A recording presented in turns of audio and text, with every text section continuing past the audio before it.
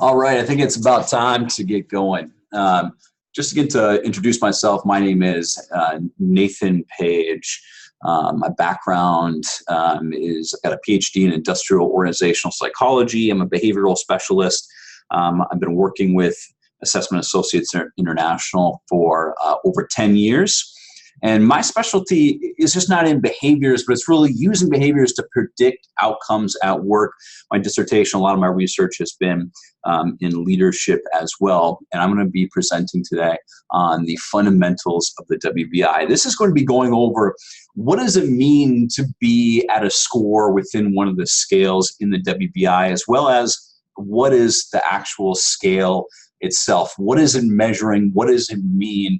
And potentially we're going to slightly get into some particular outcomes, but that's really going to be on the next upcoming webinar, which I have here for you today. So the fundamentals of WBI is what we'll be going over. Next month is going to be the really exciting one for probably most of you. I know that there's some super users in attendance here today, so this is going to be kind of a quick overview for you, stuff that you mostly know.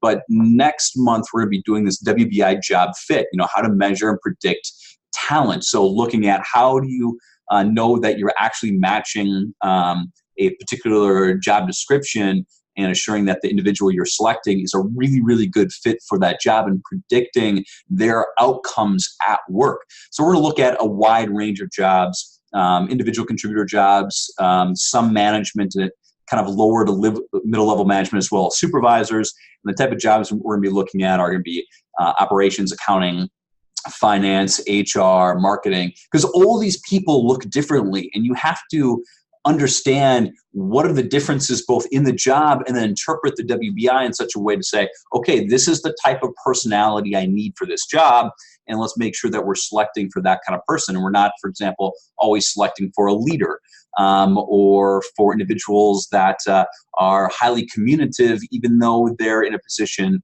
that requires very little interaction with others. Finally, in 2 months from now, we're going to be talking about predicting leadership. Obviously, there's a high rate of failure in leadership, but leadership, there's a lot of nuances you need to look at. But using personality, you can really predict outcomes for leaders, long-term outcomes with leaders. And we find that more and more research we do on personality, and the better we can refine our tools over the years, that personality is the key. It is the best predictor for outcomes for leaders. So we'll be talking about that, and I'll have its own webinar on that because of its complexity. But once you're good at it, you can do a very good job of predicting leaders over the long run. So we'll have an entire webinar on that. So again, I wanted to jump in immediately and just start talking about what are these scales of the WBI, and we'll go into some interpretation of reports a little bit later on. Again, that's what we're focused on here today. So the first thing you see in the WBI in the graphic profile, which all of you I'm sure are aware of, is the extroversion scales, which are sociability, leading, influence, and energy. Again, I'm going to be going through all of these facets, these behaviors in detail for us and to further that understanding. So sociability is really interacting and building rapport with others. When you are high in this, it's really easy for you to chat with others, to be social, as well as at times you want to be the center of attention. That is at the very, very sort of top end. So it's not just, can I talk with others? Can I go up in groups and chit chat with them? But it can also be, I enjoy that attention. Whereas being low is not just being quiet and reserved.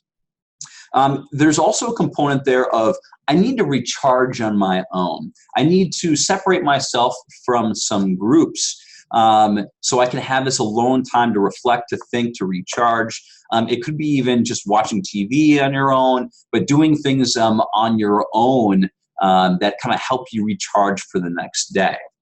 And sociability is a main component when it comes to communication as well, in that obviously, regardless of how dominant or leading you are or influential or how much energy you have, if you're more sociable, you tend to find things to say to others much more easily than if you're low in sociability. So sociability is a strong key of communication. The next scale in extroversion is leading. Another word for this would be considered dominance. So when you're high in leading, you can easily take charge in groups, direct and inspire others. Whereas if you're a little bit lower, you kind of tend to wait for others to take the lead. You don't always assert yourself or your ideas at times with others. Again, the best way to kind of think of this, as I mentioned earlier, in a common attribute that's described with leading, is that dominant feature. So can you really assert yourself over others easily? Do you enjoy doing that? Do you enjoy having some dominance?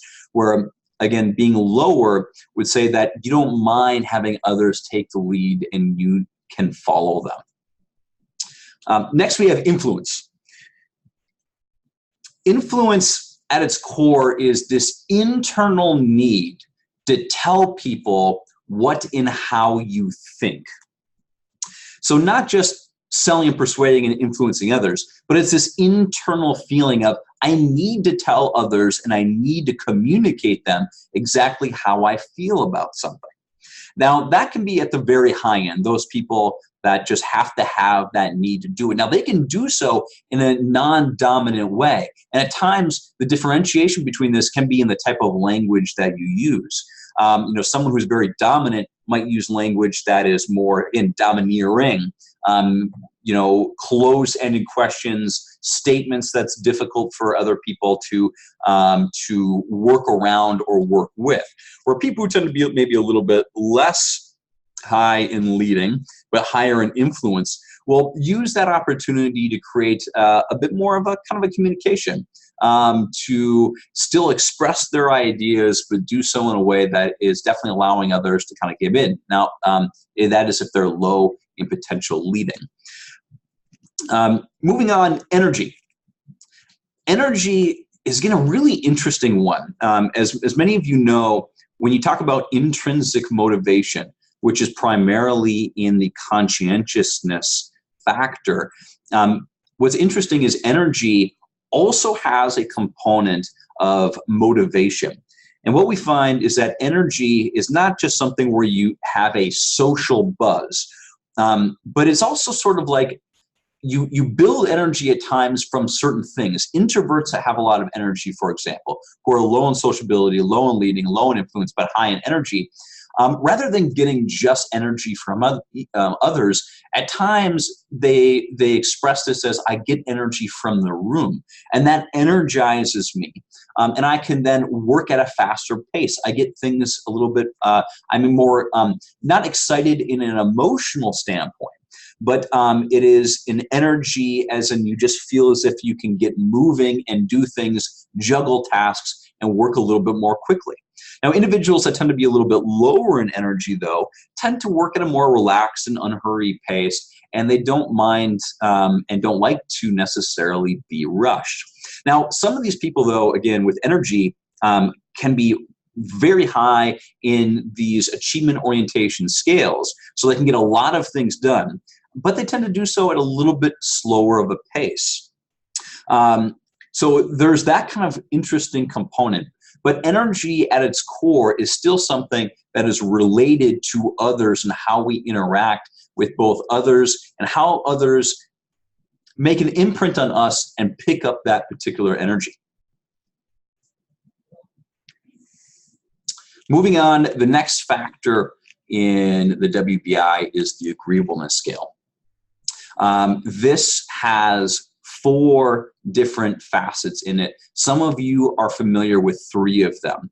As you may have seen in our note to you, email to you, we have included a 4th scale in agreeableness called reading others. That is a new scale that we have been developing for 3 years. We did a soft release about a year ago, so some of you might be a little bit more familiar with it, but that is a core component we're going to spend time on here in this particular factor set. But let's kind of begin from cooperation here, the first one, agreeableness. Another word for cooperation is simply teamwork, because it's really about collaborating with others. Those of you who've seen my reports or have spoke to me in detail about cooperation, I often use teamwork rather than cooperation because at times it can be a little bit easier for others to understand. However, in the literature, we really do want to call it cooperation. It is cooperation because teamwork is really more of a competency and can have a little bit of a broader meaning than simply cooperation, which is collaborating with others. So being high in cooperation is really seeking the opportunity to collaborate and assist others. You are agreeable, you are pleasant, you enjoy interacting with others on a regular basis, especially as it relates to this collaboration and working towards something. Being low tends to mean you get a little bit less involved in helping others. Typically, you enjoy working alone or partially alone, or in many cases in today's workplace, sometimes people want to do their portion of the work and then bring it to the team to integrate it with the bigger project. Concern for others also has another common name called empathy. Again, we can't use empathy because empathy is typically seen as a competency rather than a behavioral facet or work style. But there are a lot of similarities between empathy and concern for others. As we define concern for others, it's simply compassion and the support of others. This can be strangers and people that may be seen as unfortunate or bad things happening to them.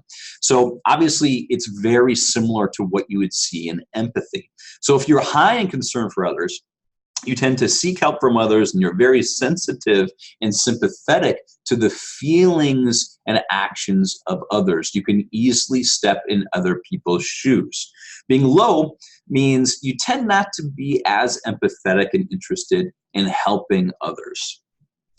It also at times means you're a little bit, people, when it comes to empathy, it can be more around who they're close to. People that tend to be high in empathy tend to be more empathetic towards all types of individuals, those that they know or they don't know. At times when you're giving feedback to others, they may be a little shocked to say, I'm not low in empathy, and they may have all these examples. And what you'll find is these examples of their high empathy are towards typically people they know very, very well. Individuals like their family, especially if they have very strong family values. It can be towards their friends. But once you start working out of their immediate group, and that immediate group may or may not include the people they work with, but once you start moving out of that group, what you'll find is that empathy tends not to translate towards individuals that they do not know. So it's important when you're having these conversations with folks that at times if they have a little bit of pushback to understand that, you know, in some cases people can have great empathy, and same thing cooperation. Some people can be very cooperative with very specific people, but once you move outside of that, their cooperation tends to go down. Next is diplomacy. So diplomacy, pretty obvious, you know, being diplomatic and courteous with others. It's being careful about the language that you use. Being polite and respectful would be considered high, especially with difficult people. You're very careful not to offend others. Again, you're careful with your language. Being low you tend to be a little more direct. You tend not to kind of beat around the bush, so to speak. You tend to be less concerned about offending others, as at times what you're saying you feel as if it's important that they understand exactly what I'm saying. Now, diplomacy it's got both sides to it. You've got to be a little bit careful with it. In the Midwest, for example, here, people can be so diplomatic that at the end of a conversation, if you're supposed to be giving feedback to someone and some of that feedback might be harsh, if you're too diplomatic, that message can get lost.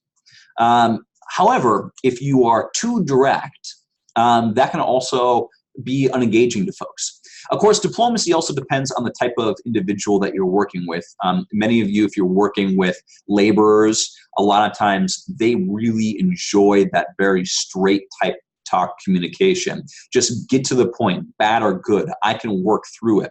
And it tends to be a little bit more value laden. Where individuals who tend to have a college degree work more in white collar, they enjoy individuals and managers that tend to be a little bit more diplomatic to work with. All right, reading others. So this is a new scale of ours, as I mentioned We have been working on it for about 3 years. It's really understanding the unspoken language of others. Unfortunately, a component of this is in a different factor, which is emotional stability. Because obviously, anyone who's a little bit lower in emotional stability, everybody can read their body language and that unspoken language a little bit better. However, there are individuals out there that just naturally have the ability to understand this unspoken language much better than others. And if they can do that, in many cases, especially relating to management or working close with others, customer service would be another one, or as working in nurse or the healthcare, there can be a lot of positive outcomes associated with it. And again, being high means you can quickly read others' motives and perspectives and concerns, where low you tend not to sense this unsaid concerns, motives, and perspectives, but you don't kind of care as much, right? You might even be able to read what others are, but your reaction and the way you change your behavior tends to be much less than others. Now, when we look across this factor, which I forgot to do here in extroversion, we can go back to that in a minute, so what does it mean when you're high on all these, average on all these, or low on all these? Again, we don't typically want individuals to assess people based on factors, because it's the individual characteristics within those factors that are the most important. You can't just say if someone's high in cooperation, high in reading others, low in concern for others, low in diplomacy is average, because that would be those types of outcomes of someone who's average across everything in agreeableness is quite different than someone who's high in 2 and low in 2. So that's the reason why we do not do that. But if there's alignment, either someone is quite low, quite average, or quite high, you can make some general assumptions. For example, if someone is really high, we say that they like to affiliate with others, whereas low, they tend to be less affiliative. Now, another thing to understand between agreeableness and extroversion, you might have individuals who are very low in extroversion and high in agreeableness. And what does that mean? So, because extroversion we understand as they enjoy speaking with others, they want to assert themselves, they want to influence others, their point of view, they get a lot of energy from others, or in some cases, the room. Where this agreeableness stuff, it's diplomacy, empathy. So what does that exactly mean? So there are people who, again, if you're really high in agreeableness but low in extroversion, that individual really enjoys being around others. They enjoy working in teams. They even though they don't necessarily want to interact with them. Think of someone potentially at a coffee shop, individuals who want to see the hustle and bustle of others around them, feel as if they're a part of something, but don't necessarily want to interact with them on a regular basis, or they may not always have things to say to others. So that is a common thing. And the reverse can also be true. A lot of salespeople, perhaps some leaders that you know, they want to be dominant and have that leadership. They want to express their ideas. They have lots of dynamic energy. They're very social. But when they get down to the nitty-gritty of working with others, sometimes they don't really care. They're not cooperative. They want to call the shots. They're not empathetic. They want to do what they want to do. Their language they use tends to be quite direct with others. And they, again, don't necessarily read the unspoken concerns of others. So again, these two, both extroversion and agreeableness, have a sort of relatedness in terms of they're both sort of people-centric.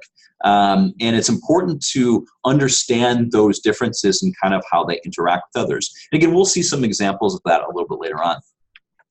Openness to experience. This is very important. This is a style of thinking. Albert Einstein is my greatest example of this one. Everyone says how smart Albert Einstein was. I assure you, he was no more intelligent or less intelligent than his contemporaries. What made him very, very unique is his style of thinking. And if anyone has worked with many academics, what you may notice is that although they think they're creative and they like to explore specific ideas, they tend to be quite linear thinkers. And when you think of research, research in general is quite linear. You have an idea, and you incrementally improve on previous research. Very few academics are really out there creating brand new ideas, brand new concepts from things that have never been researched before. It's usually an incremental process. So his style was completely different than most of his contemporaries.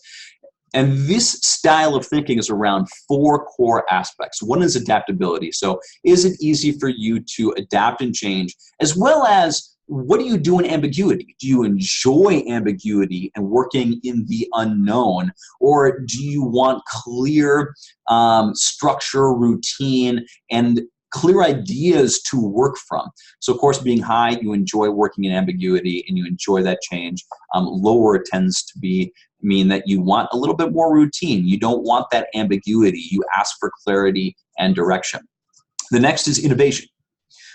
So innovation is interesting because you can be quite innovative but low in innovation. And the reason for that is because you're using traditional ideas to generate something that's incrementally improved upon or different than what is already known. And that is quite low. And typically we call that, again, more traditional. You're using traditional ideas in innovating. Whereas if you're high in the behavioral aspect of innovation, it means that you're very imaginative. You view ideas slightly differently than others. You can seemingly connect the unrelated. Now, again, this is outside of cognitive ability or how intelligent you are.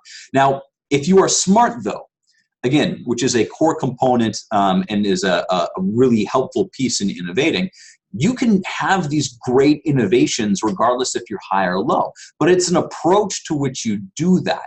And what's important about this is how you match it with the job. Typically speaking, if you're working in advertising, for example, being high in innovation and coming up with new ideas can be very fruitful for you. Whereas if you're working in a highly regulated environment, having a lot of innovation going outside the bounds of typical rules or processes might not be as great. But at times you need innovation. So being a little bit lower and having that cognitive ability to understand some new potential things can really be helpful. Analytical thinking. Analytical thinking is also a unique one that people have some difficulties with understanding. It is not, are you a good or bad analytical thinker? Being high in analytical thinking is really about, do you view things from a blue sky perspective? Versus being low is more of a structured perspective. This is that pure, more linear thinking versus blue sky. So when you see things, do you see it in sort of a soup that you kind of need to connect different things from, or do you see things in steps? 1, 2, 3, 4, 5. Again, you can have very successful analytical thinkers on both ends. Now, if you are really trying to create something brand new and there's a lot of ambiguity, having someone working from a blue sky perspective tends to be a little bit better than individuals who work more linearly. But if you're working, again, in a highly regulated environment, then having that low analytical thinking can be much more effective. Independence. Independence just simply means, again, it's not this general concept of I can pay my bills on time. A lot of people say that. That is not the case. What's really independence is, do you like to call your own shots, or do you like to get guidance from others? So if you're high, you tend to be a little bit more self-reliant. You want to solve problems on your own. You don't care if you get the experts involved because you have idea, you trust your own opinions, and you won't get others involved. Again, this is separate from agreeableness, which has got to do with teamwork. If you're low in independence, you tend to get the experts involved. You understand that you are not an expert in absolutely everything, and you enjoy working with others at times within groups. Again, something that's a little bit separately if you're higher or lower in agreeableness. But you prefer to get that guidance to provide a little more clarity and less ambiguity in your work. When you're higher on all these scales, again, you tend to be a bit more conceptual thinker.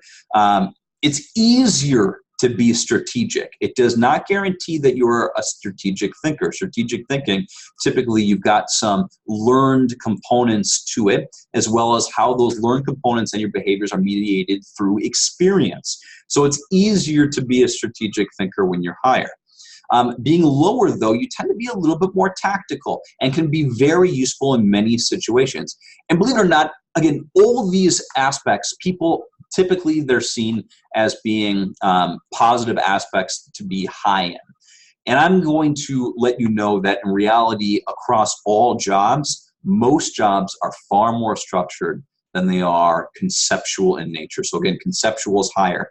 Structured would be lower in all these components. So when you're giving feedback or you're looking at individuals, for the most part, if you're looking at accounting, operations, finance, there are tons of positions, usually engineering. You want probably 9 out of every 10 of your engineers to be low in this. One person to come up with those creative ideas, but at times they can't work within the real world, and then the 9 others to do, all the other kind of work.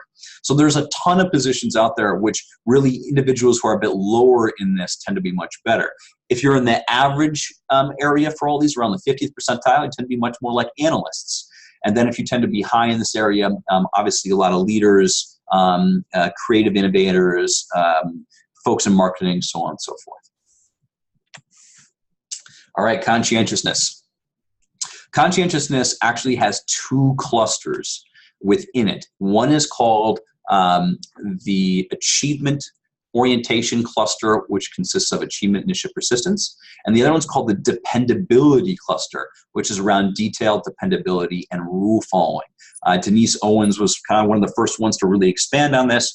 And in the achievement cluster, we have scale 13, which is achievement, which is really around setting goals.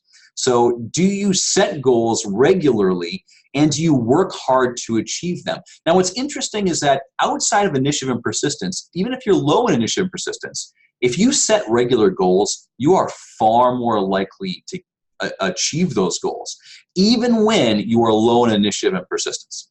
So achievement is very, very important. It tends to be one of the best predictors of overall performance. The other thing that's important to know about all 3 of these is that for every job, whether it's related to CEO or a janitor and everything in between, all 3 of these predict overall job performance. However, you cannot expect that a software developer has the same standards for effectiveness when it comes to their achievement motivation than a salesperson or an executive. So again, they're going to be much different.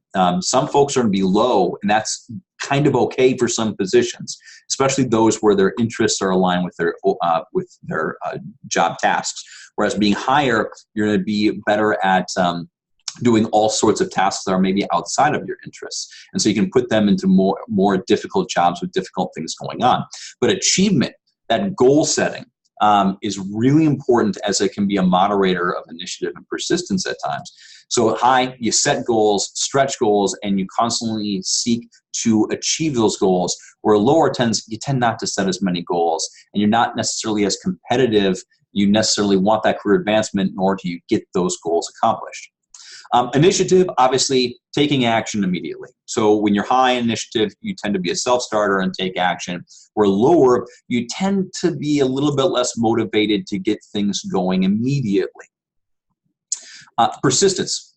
This is persisting over obstacles to accomplish tasks. So some individuals, and this is outside of emotional stability. So again, as you've seen as I've gone through this, some components kind of can moderate others. If you're low in emotional stability, for example, it can be more difficult for you to overcome obstacles, even if you're really high in persistence. Now, again, that kind of depends on the scales that you're low in under that emotional component. But in general, it can have a slight moderating effect. But persistence is overcoming those obstacles. So when you're high, it's much easier for you to overcome different barriers to accomplish tasks than when you're a little bit lower.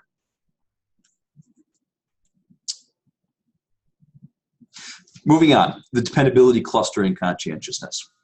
First is detail. Obviously, individuals who are a little bit higher in detail are going to check for accuracy and have fewer errors in small details.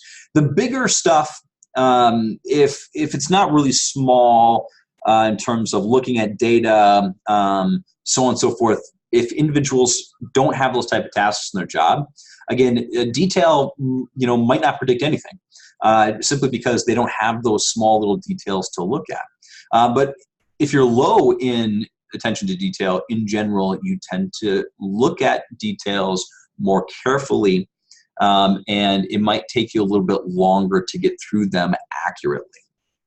Dependability. Again, this is another kind of an interesting one that folks commonly get incorrect. This is not, can people depend on you? At times, the way I describe it, because I am low in dependability, is that, for example, if your wife kind of calls you up or your spouse calls you up and they say, hey, can you please be home at 7:30 tonight for dinner? I'm making a great dinner, and so on and so forth.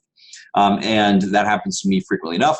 And 7:30 comes and goes, and I'm still at work.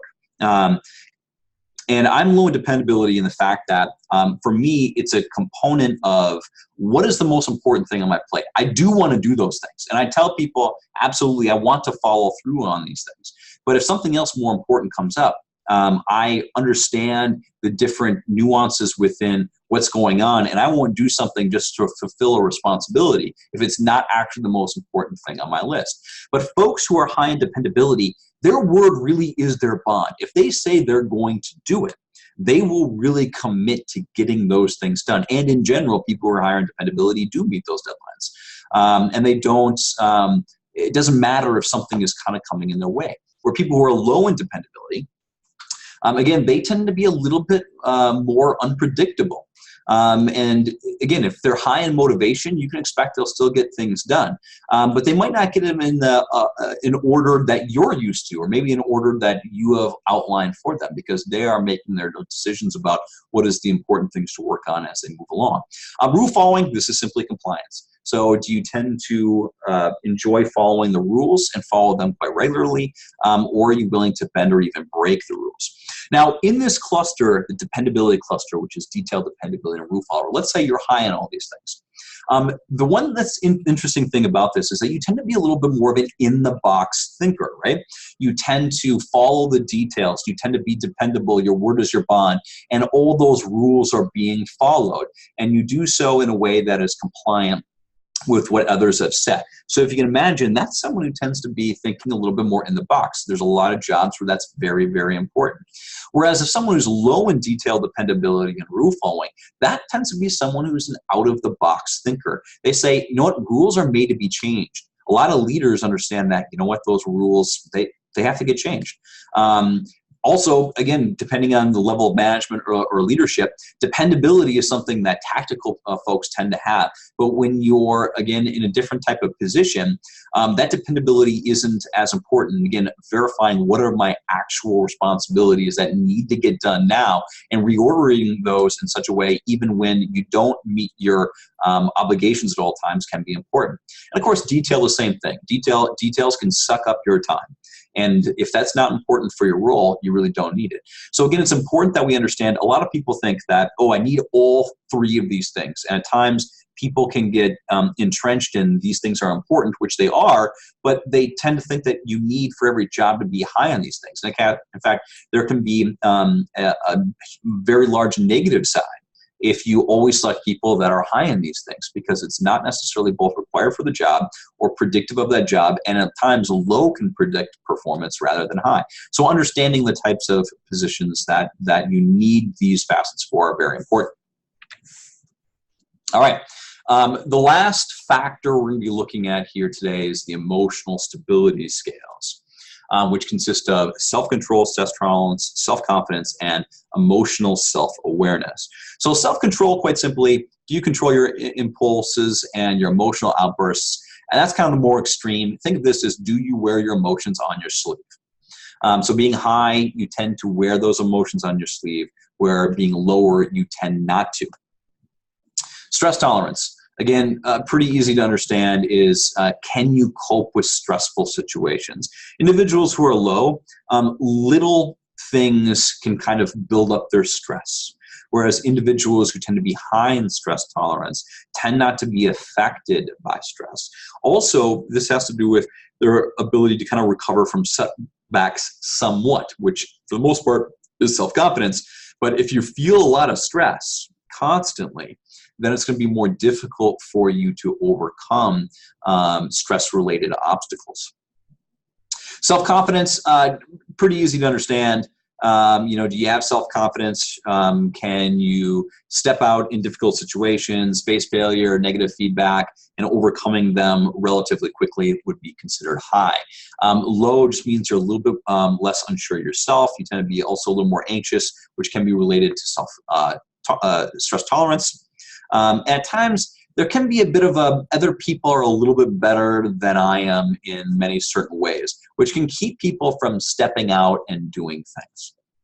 There are some positions where self-confidence can be really important, but what I do want to say with self-confidence, a lot of times, you're just saying as long as someone is not too low, which is typically below the 10th percentile, they're going to be generally fine. Self-confidence doesn't necessarily predict a lot of jobs out there, but can be helpful. But in my opinion, I feel as if stress tolerance and self-control tend to be a bit more important because those things also have a big impact, again, on how you work with others, especially that self-control. Can other people read your emotions easily? And do you tend to be stressed quite often? Can the small things stress you out, which can lead to less efficiency on the job?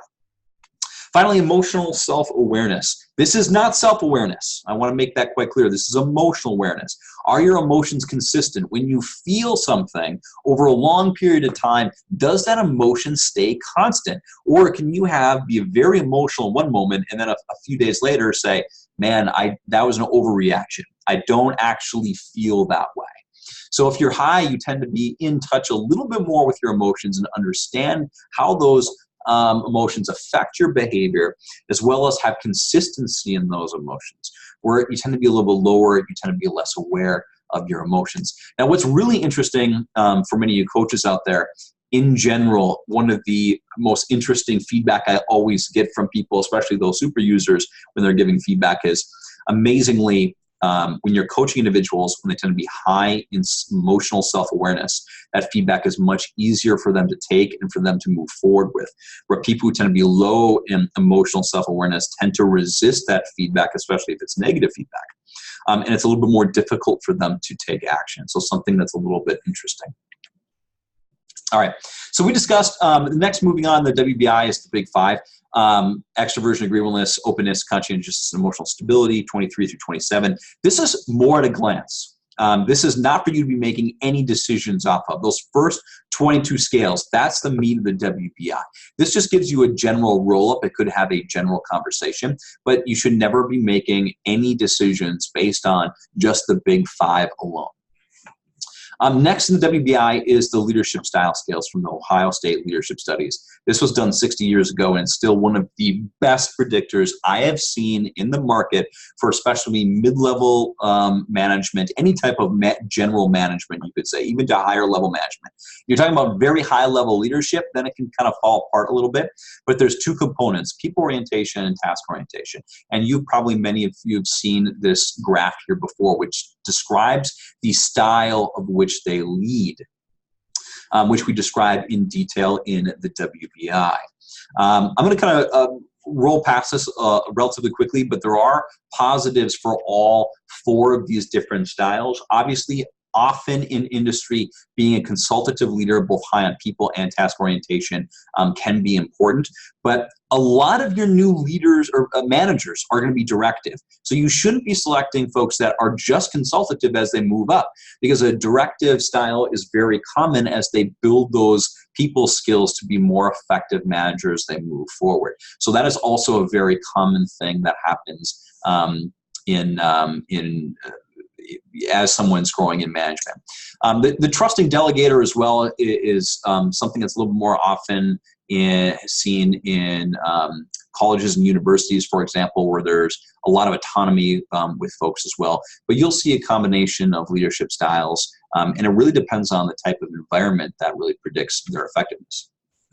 So the three communication styles: dynamic, analytical, interpersonal. Again, I call them communication styles. And what people at times, they understand is that whenever you're communicating, you're almost always selling and influencing others. In the literature, though, they technically call these styles to selling and influencing, and there's three of them. Dynamic: do you use energy, enthusiasm, extroversion, and eagerness to achieve your different goals as you're selling and influencing others? Analytical: do you sell people on numbers, on logical rationale that allows others to understand the data and come to their own conclusions? And finally, interpersonal, which is just simply building rapport with others. Now, at times when people can get confused about what this is, what are you effective at versus what you use all the time? Look, if you know people, most of the time people are going to use an interpersonal or dynamic style when talking to people on an everyday basis. Some strong introverts can use an analytical style as their dominant style all the time, as they just always need to have a thing to talk about. The normal pleasantries are not as often in their communication. But these are really designed for what are you most effective at when you're actually influencing others. So regardless if someone uses an interpersonal or dynamic style in their regular communication, as people often do, when they need to influence, what is their most effective style? Now, what's interesting at times, because people are so used to using an interpersonal style with others, they will continue that style as they sell, but they may have a style that actually is more effective to them when they're typically selling and influencing others. So again, there can be a little kind of give and play and understanding of how these actually work together when someone is interacting with others. All right, behavioral potential. I'm gonna have to move quick here because we're gonna be ending here in a few minutes. Behavioral potential, those of you who are using the leadership potential inventory will know this behavioral potential. This is how do you predict high-level leadership. We decided that, yes, a leadership potential report is important for people to understand. In our opinion, you absolutely need cognitive ability. There's a lot of research out there in predicting different types of leaders. But we also want to put in the WBI for those kind of super users who already want to see the WBI background to understand the nuances within those particular facets. But this is just purely how do you, can you predict and what is the outcomes associated with this individual with high-level leadership positions. This is not pure management. You can use it for that, but in my opinion, the Ohio leadership styles with people orientation and task orientation is a much better indicator of mid-level management or more lower-level management than this behavioral potential as it regards to their leaders' behaviors. But if you wanted a snapshot in time, is right now, does this person have the behavioral potential to be a high-level leader? This would be it. What's important to know, though, is that there are kids every single day graduating college that have the most unbelievable behavioral potential scores. They're not common, but you'll find them. They are not ready. This does not mean that they are ready for leadership, obviously. Again, to have that really good understanding of leadership, you need to have that experience, and that experience moderates behaviors in predicting particular outcomes. So obviously, we would not just throw someone in a leadership position just because they're really, really high in this. There are other components. All right, the occupational fit scales. These are pretty self-explanatory, understanding the person's relative fit with the types of tasks associated with these scales, which are related to customer service, sales, leadership effectiveness. Again, this is kind of to do more with that kind of in between both the Ohio State leadership studies as well as our behavioral potential scores. So again, for more of that mid-level management to high-level management, but not necessarily just kind of with pure leadership roles. The highest level leadership roles, that would be that behavioral potential. We have entrepreneurship in business, in new business startup, creative innovator. And for some of you, for the work engagement, it might be something a little bit different depending on the type of report that you're using. We're going to get some consistency with that a little bit later on. But for those of you in China, you're going to have emotional intelligence down there. Many of you will have that work engagement. And then finally, I think for some, there's a HR leadership scale down there. But when we look at work engagement, what's interesting about engagement is that some people, they're just naturally engaged in whatever they do. Others, they are not. You need to get those people that are not engaged, typically aligned with their interests more or less, to be more effective at work. Whereas some individuals, no matter what you put them in, they're going to be engaged. Response distortion. All right, we're not out of time here, but I'm going to move very quickly. This is very, very important. So the two that are most important here are self-presentation and self-perception. For self-perception, this is an internal view of oneself. So do they believe they walk on water, or do they believe that other people are better at what they do? So being low typically means that you believe that you walk on water, that you have an unrealistic point of view about your true skills. Again, being high means that you actually are underrepresenting your skills. Typically, this is only a concern when they're above the 90th or below the 10th percentile. This scale tends to be very consistent across someone's life. It is this internal belief. Whereas the second scale here, self-presentation, this is how you present yourself to one another. It's one of the scales in the WBI that is not meant to be really ingrained in you and consistent, because this can be highly variable depending on the types of situations that you're in. And it really regards a willingness to admit behaviors that are socially desirable but common for most people. People that tend to be really low here tend to say that I've never done these virtuous things before, whereas being high says, yeah, I absolutely have done these things. This is a part of the lying feature in the WBI. First thing to know is that the WBI is adjusted. So if someone's lying and they're within the red zone, below the 10th percentile, above the 90th percentile for these scales, the WBI will automatically adjust. However, once both those scales typically get below the 5th percentile or above the 95th, you simply do not have the variation to really provide an accurate report, and you'd have to look very carefully at that report. The other thing that's really important to know is that they're really low, again, in the below the probably 4th percentile for both these scales. You have to strongly consider, is this person, have got a high degree of trait narcissism, and would they be a good fit? Now, unfortunately, narcissism is something that's really interesting, and it can have a bad buzz at times, but there are a lot of incredible narcissists that make incredible things happen, usually for a short period of time. After 6-8 months, though, they tend to burn too many bridges and have problems. But within that 6 months, they can make some amazing things happen. Likewise, if you're really, really high, one thing to just kind of know and to be very careful about is that can also indicate someone who might have depression. So if they're very, very, very high. So it's something you have to be very careful about working around. But this is not a clinical assessment. You cannot say someone is a narcissist with this assessment and someone has, clinical depression. That is not what it's designed to be. We can say that they have certain traits that are aligned with these types of people, but you cannot make that claim. But it's also important to understand that can be the case and to work around that within an interview or your conversations with individuals so you understand where their true behavior really lies. Scale 42 is this response and consistency. Is the person, again, had a great deal of lying and they weren't aware of how they were lying, or they were inattentive or responded randomly through the instrument.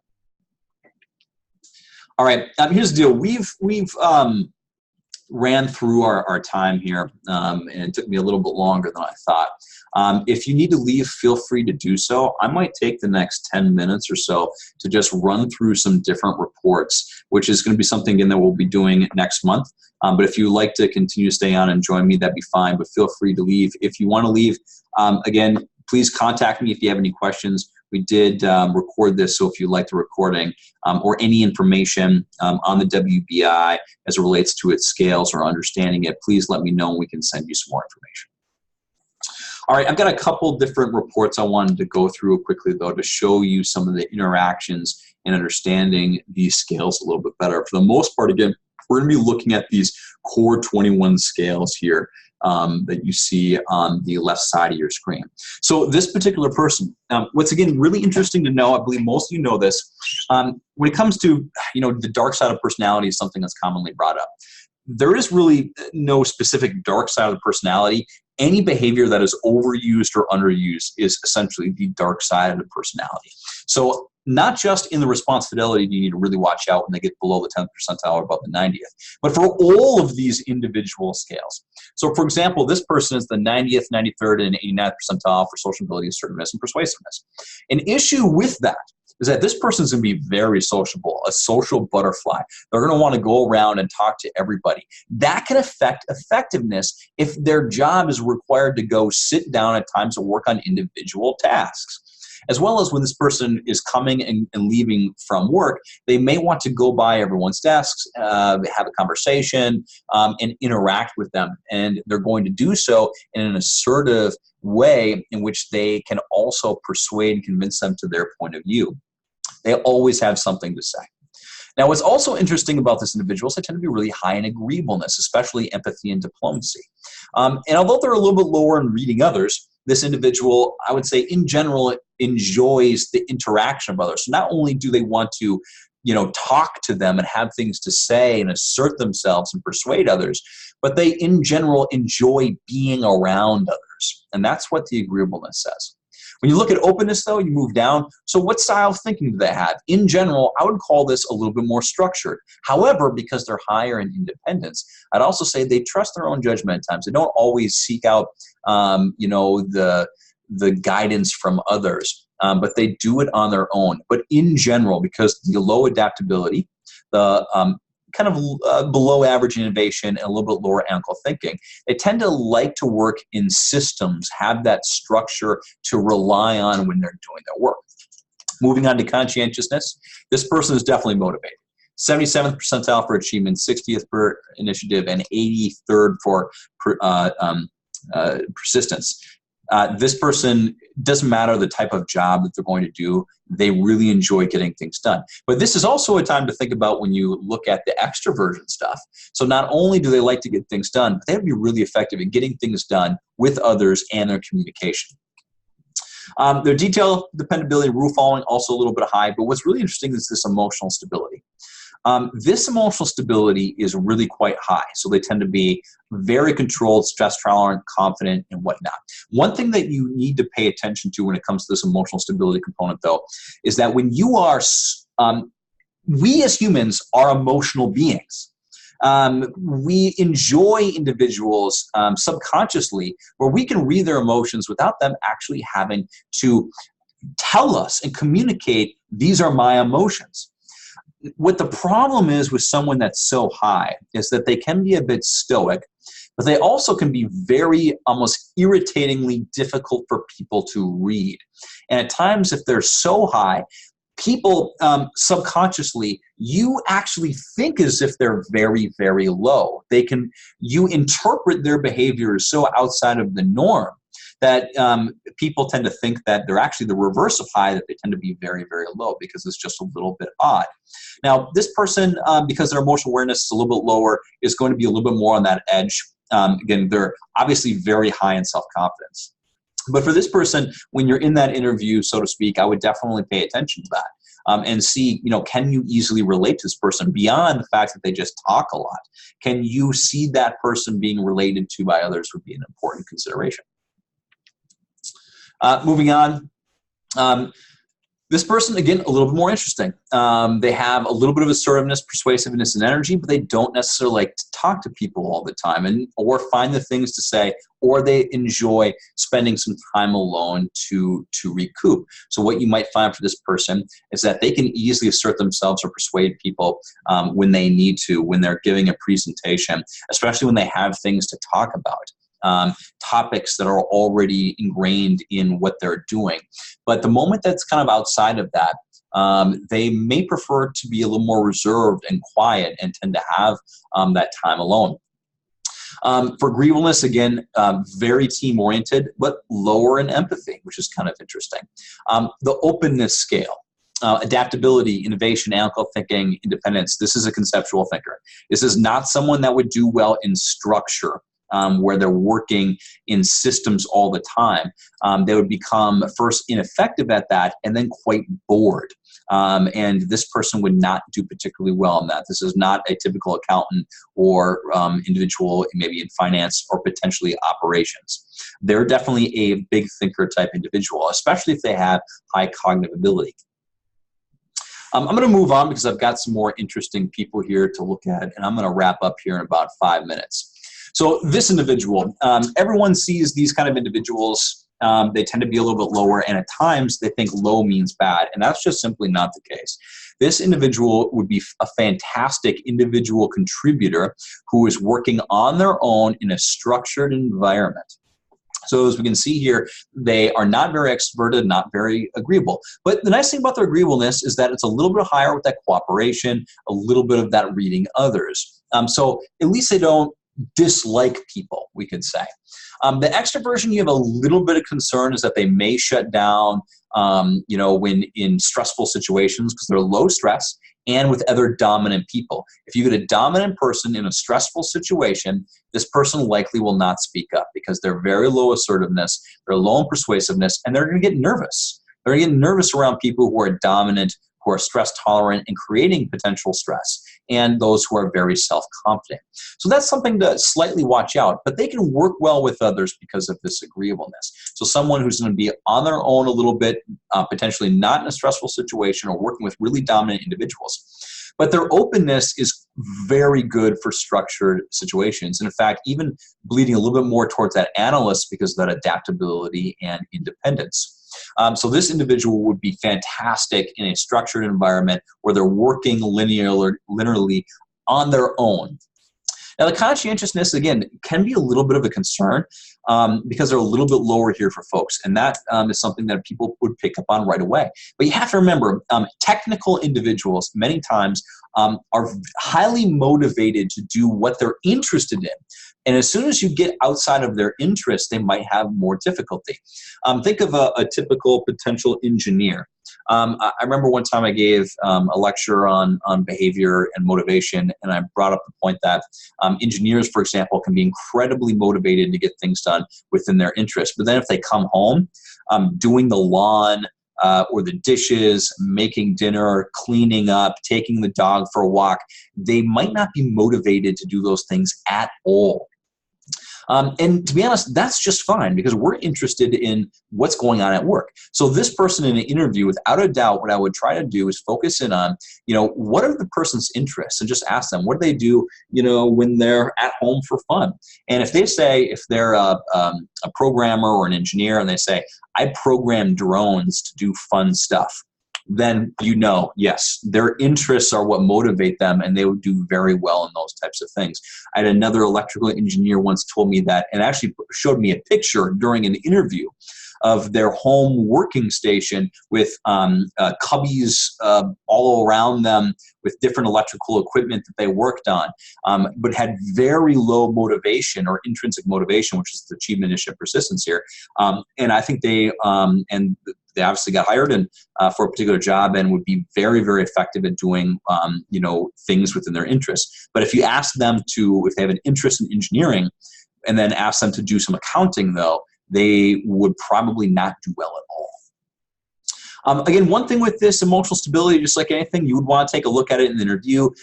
Do they wear their emotions on their sleeve? Do they easily become stressed? What kind of job is it? Does the job require a high degree of stress tolerance? Will they be under pressure all the time? But the one nice thing about this is that even though they're a little bit less controlled, lower stress tolerance, less self-confidence, at times if they're low here but also low in extroversion, that can actually be a good thing.